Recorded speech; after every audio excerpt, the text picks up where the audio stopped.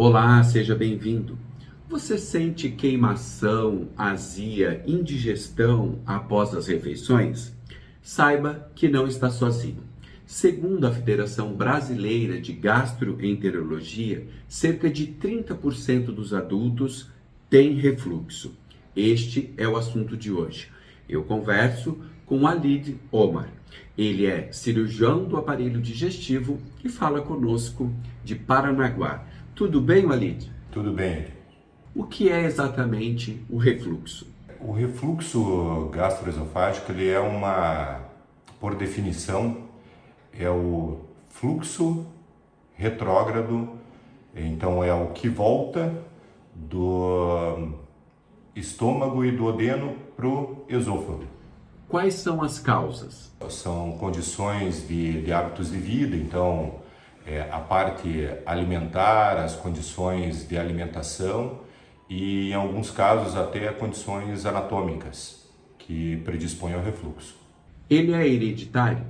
Ele, apesar de ter um componente genético, ele seria hereditário na minoria das vezes. Então, na maioria das vezes, são condições de hábitos de vida mesmo, a parte alimentar, a parte da quantidade que você come ou condições mais relacionadas aos hábitos. É mais comum a partir de que idade? Ele acomete, na verdade, todas as idades. Então, desde da primeira infância, na parte pediátrica, ele já tem um componente, isso muito mais relacionado com ainda a formação na primeira infância, e ele começa a aparecer como sintomas mais comuns a partir da adolescência.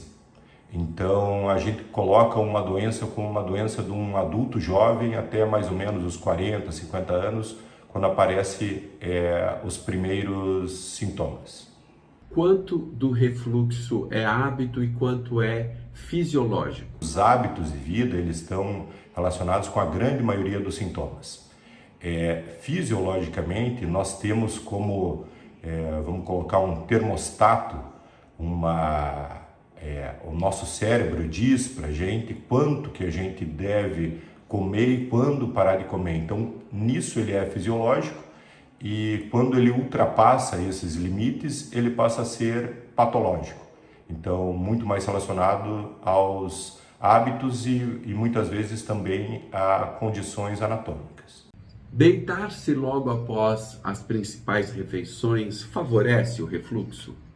Favorece, sim. Então, isso está muito relacionado com a ação gravitacional. Então, o paciente, a pessoa que se deita logo após se alimentar, ela não está favorecendo o esvaziamento do estômago. Com isso, a gente predispõe ao refluxo porque a gente não consegue esvaziar de forma correta o estômago. Então, uma das orientações é nunca deitar-se logo após as refeições. Dá um tempo mais ou menos de 2 a 3 horas depois de se alimentar para poder se deitar. Existe um perfil de paciente que é mais suscetível a ter refluxo? Sim, pacientes que, então, obesos ou pacientes sobrepeso têm uma tendência maior ao refluxo, pacientes que se alimentam de forma inadequada, tabagistas têm uma condição maior ao refluxo. Todas essas condições, elas predispõem a uma maior incidência da doença do refluxo gastroesofágico. E existem alimentos que também favorecem o refluxo? A parte alimentar é bastante importante no tratamento e nas condições da melhoria ou do tratamento do refluxo. Então, alimentos que fazem um maior relaxamento desse esfíncter esofágico inferior predispõe ao refluxo. O mais comum deles, então, comidas gordurosas de difícil digestão, açúcares, então refrigerantes, chocolate, alguns molhos, então molho de tomate às vezes favorece o refluxo, alimentos embutidos, enlatados, todos eles com uma dificuldade maior de digestão acabam favorecendo o aparecimento de sintomas da doença do refluxo. Como é feito o diagnóstico? O diagnóstico é realizado através de uma anamnese do paciente, uma conversa adequada para saber como são esses sintomas. Os sintomas que caracterizam o refluxo são uma, duas condições de pirose ou regurgitação, que seriam os sintomas típicos de refluxo, acontecendo uma, duas vezes por semana num período de mais ou menos 4 semanas. Ou até sintomas atípicos, como tosse, rouquidão, sintomas respiratórios que predispõem ao refluxo. Isso já nos caracteriza o diagnóstico do refluxo gastroesofágico. Aí nós precisamos de exames complementares, como endoscopia, que é o mais comum. Então, a solicitação desse exame endoscópico é necessário para o diagnóstico e futuramente outros exames, como pH-metria, manometria, para sintomas geralmente atípicos desses pacientes. E como é feito o tratamento? O tratamento ele é realizado através da orientação com relação à parte alimentar, fracionamento das alimentações em mais vezes durante o dia, em menor quantidade, procurar evitar alimentações copiosas, então grandes volumes favorecem o refluxo, melhorando os hábitos de vida. Aí iniciam-se as medicações. As medicações, nós temos uma gama de medicamentos que atendem a essa patologia, sendo procinéticos, que auxiliam o esvaziamento gástrico, e os inibidores de bomba de próton, os famosos prazóis, que eles auxiliam no tratamento, melhorando o tônus do esfíncter e deixando esse líquido mais alcalino, favorecendo a melhoria dos sintomas. Existem casos em que é necessário fazer uma intervenção cirúrgica? Sim, durante a investigação, em alguns pacientes nós observamos, além das alterações fisiológicas e das alterações de refluxo em si, alterações anatômicas, sendo a mais comum delas a hérnia de hiato. Em alguns pacientes com hérnia de hiato é necessário o procedimento cirúrgico, que seria a confecção de uma válvula para impedir que esse refluxo retorne que o fluxo retorne ao esôfago.